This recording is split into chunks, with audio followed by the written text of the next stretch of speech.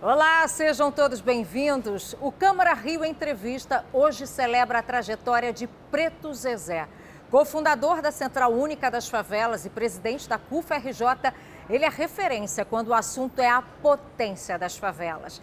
Neste bate-papo, além da carreira vitoriosa, vamos falar sobre o empreendedorismo que existe nestes territórios e que tem transformado a vida de milhares de pessoas, como um dia mudou a história desse ex-lavador de carros, que nasceu no Ceará e recentemente recebeu o título de cidadão honorário do município do Rio de Janeiro. Mas antes, vamos assistir a uma reportagem. Ele saiu do Ceará para 41 países. De lavador de carros a cofundador da Central Única das Favelas e presidente da CUFRJ. Ele é José Pereira de Lima, o Preto Zezé, que tem mostrado ao mundo a potência das favelas brasileiras. Nascido em 1976, filho de uma doméstica e de um pintor da construção civil, Preto foi criado na favela das Quadras, em Fortaleza. Com o empoderamento, assina uma história de resistência e resiliência que o fez vencer todas as dificuldades e preconceitos que surgiram no caminho. Hoje, o mais novo cidadão honorário do município do Rio de Janeiro é figura de destaque e liderança no debate sobre o racismo, na luta contra as desigualdades sociais e um incentivador do empreendedorismo que tem transformado a vida de milhares de favelados. Preto, muito obrigada pelo privilégio de falar sobre a sua história. Então, começa contando pra gente um pouco da sua trajetória, da sua história de vida, como você chegou até aqui. Eu acho que eu sou um resultado do processo brasileiro, em que muitas pessoas migram do norte e nordeste para as cidades do sudeste, tentando uma vida boa e trazer um sonho de arrumar um dinheiro. Aí, de um lado, você quer voltar para sua terra natal e do outro, você quer viver bem e dar uma condição melhor para sua família, né?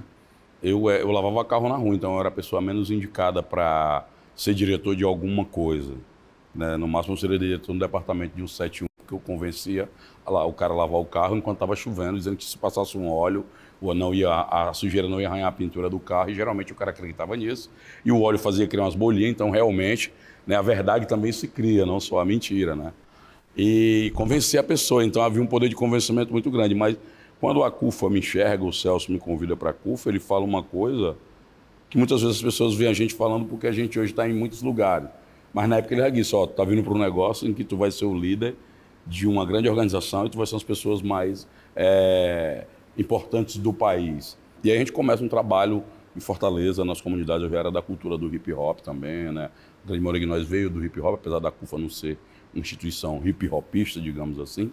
Então, mas só que isso ajudou muito a dar identidade para o nosso movimento de base na época. Depois a gente começa a expandir, porque nem todas as pessoas das favelas iam ser cantores de rap, MC, DJs. E isso vai se tornando um movimento gigante de formação de liderança. E eu venho nesse processo. A gente começa a ampliar essa rede de ações positivas no território. E depois começa a levar isso para os poderes públicos e privados para que as agendas, o desejo das favelas, organizadas naquele discurso, naquelas ações, não pudessem se tornar leis, se tornar projetos que possam de vez mudar a realidade. Como eu disse no início, a ideia, o nosso objetivo fim é o fim das favelas, né, objetivo final, mas enquanto isso não ocorre, vamos estar lutando diuturnamente para que os moradores das favelas tenham dignidade. Nisso envolve o recebimento de um título, a criação de uma lei, o reconhecimento do IBGE agora do termo favela. A gente tem aí um modelo único de Brasil que está expandindo pelo mundo, de um grande movimento urbano de apresentar ao mundo um planeta chamado favela que nem o mundo mesmo conhece. Preto, você sempre foi uma referência, né? Uma potência, uma referência para quem mora, principalmente nas favelas. Mas quem te inspira? Quem foi ou é a sua referência? Quem me inspirou, o Celso Taíde, é a nossa inspiração, né? O nosso reitor, porque Hoje ganhou o prêmio da Fundação de Davos, de empreendedor, referência de inovação, prêmio mundial. É um cara que veio das condições que a gente veio também, então tem essa vivência. Um cara que transita muito, um cara que nos provoca também.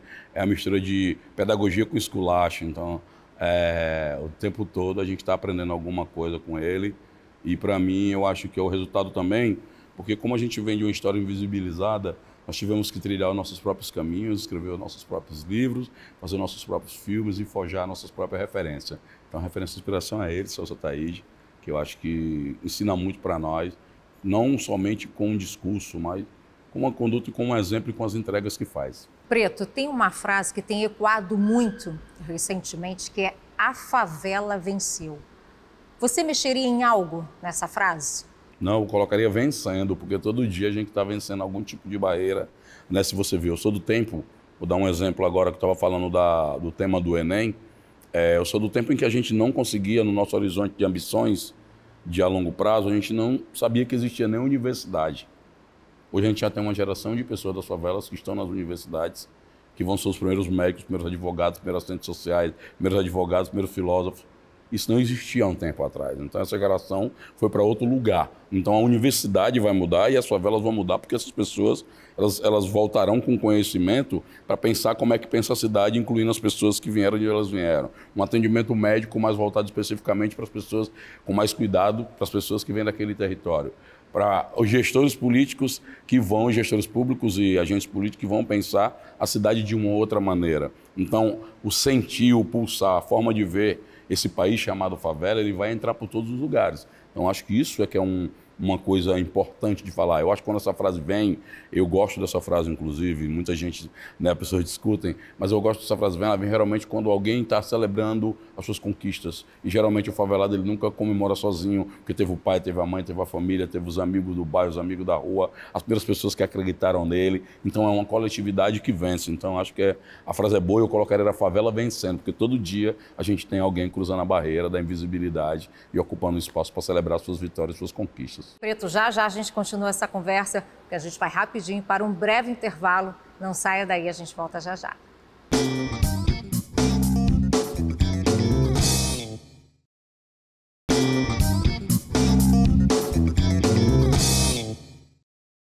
Estamos de volta com o Câmara Rio Entrevista, hoje com a potência Preto Zezé, cofundador da Central Única das Favelas e presidente da CUFA-RJ.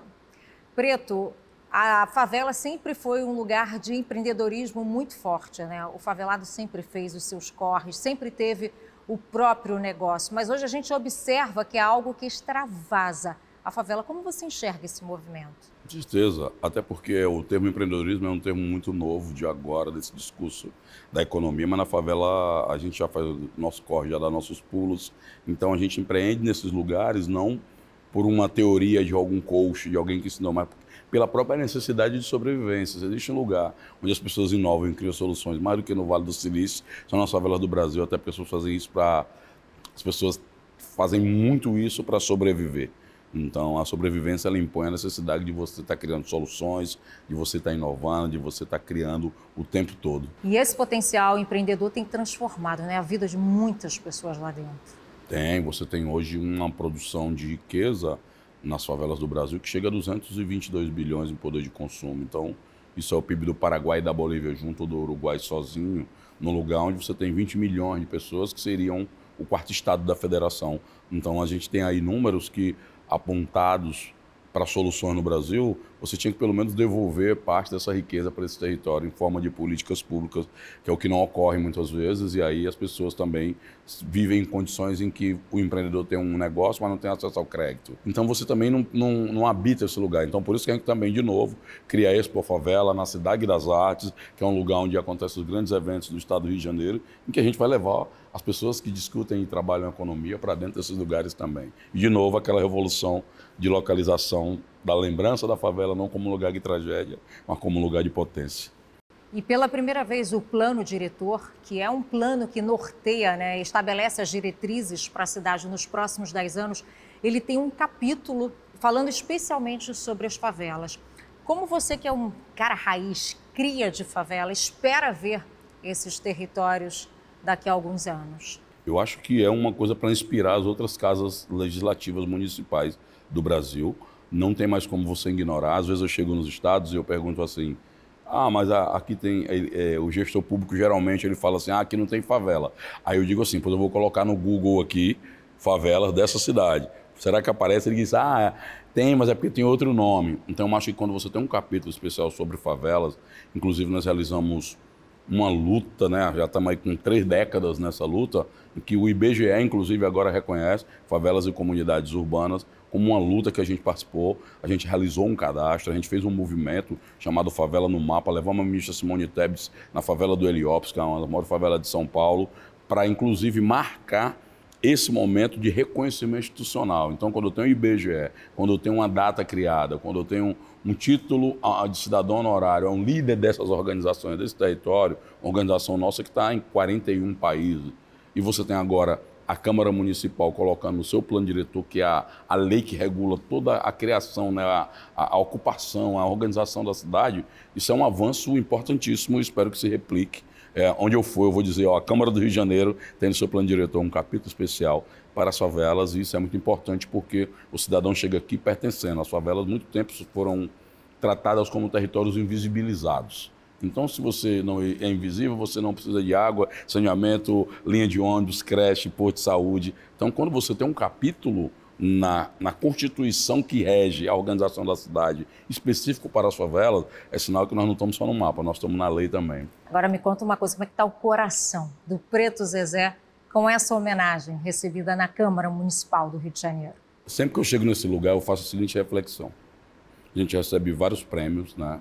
Semana que vem tem uma porrada de prêmios, esse é o mês de novembro, a gente tem aí Consciência Negra, tem um monte de coisa para a gente fazer. Então tem premiações, reconhecimento ao nosso trabalho.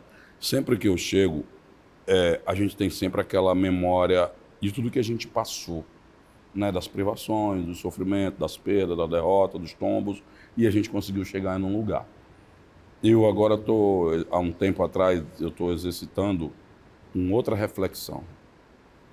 Se o Zezé, que lavava carro, passou pelas questões que passou, né? Como a maioria das lideranças da CUFA vieram desses lugares invisibilizados e logo privados de muitos direitos.